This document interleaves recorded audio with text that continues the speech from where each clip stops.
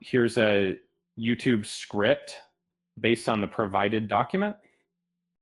Before we dive in, don't forget to hit that like button and subscribe to our channel for more great content.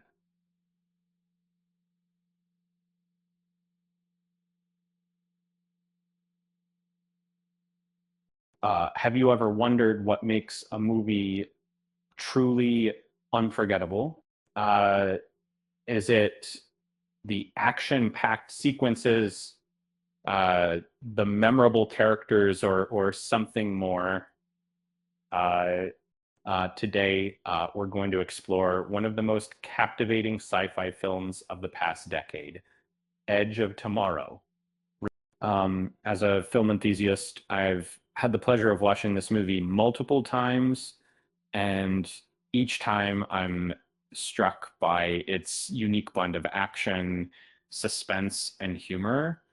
But what really sets Edge of Tomorrow apart is its time loop concept, which keeps you on the edge of your seat from start to finish, drawing inspiration from pulp sci-fi time loop stories like Groundhog Day and video game structures. Edge of Tomorrow is a masterclass in intelligent storytelling.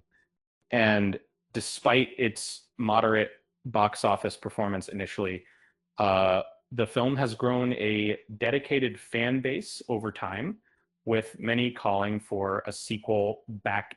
But here's the interesting part. Edge of Tomorrow wasn't entirely original. It was adapted from a 2004 Japanese novel called All You Need Is Kill by Hiroshi Sakurazaka.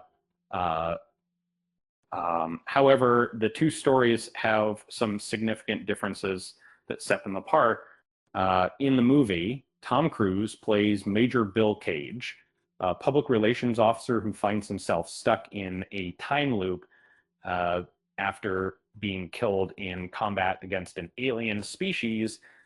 But in the book, the main character is Keiji Kiriya, a zealous soldier dedicated to protecting his nation from the same extraterrestrial threat.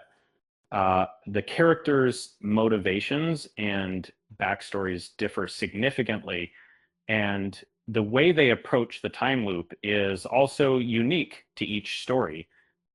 In Edge of Tomorrow, Cage teams up with Rita Vertosky, a war hero played by Emily Blunt, who's also stuck in the time loop. Together, they learn from their mistakes and evolve into stronger soldiers with each cycle. On the other hand, Keiji Kiriya doesn't receive any formal training.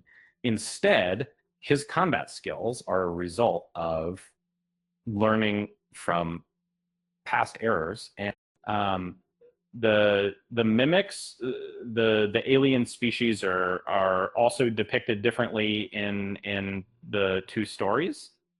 In the book, they gather battle data with antenna mimics, while in the film they fight more like a conventional army with alpha mimics acting as generals.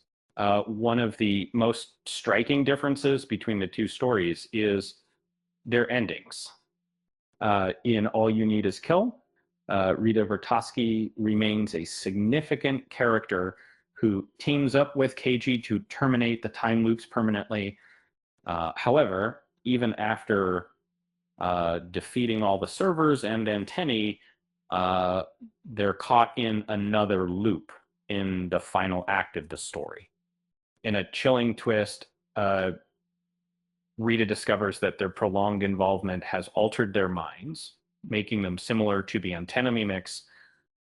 This means the loop can only be broken if one of them eliminates the other before destroying the last server.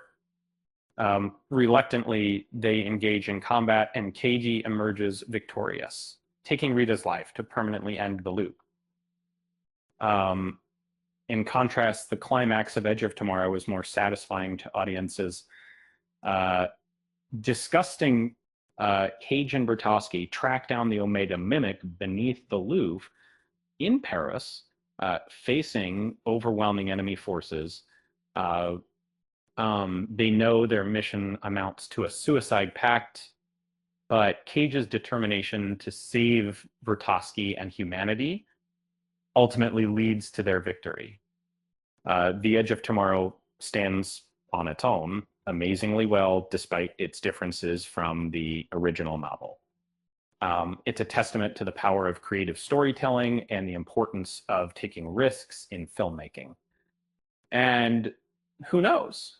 Maybe one day we'll get to see a sequel that explores the unanswered questions left behind. Before we go, here's a little joke. Why did the MIM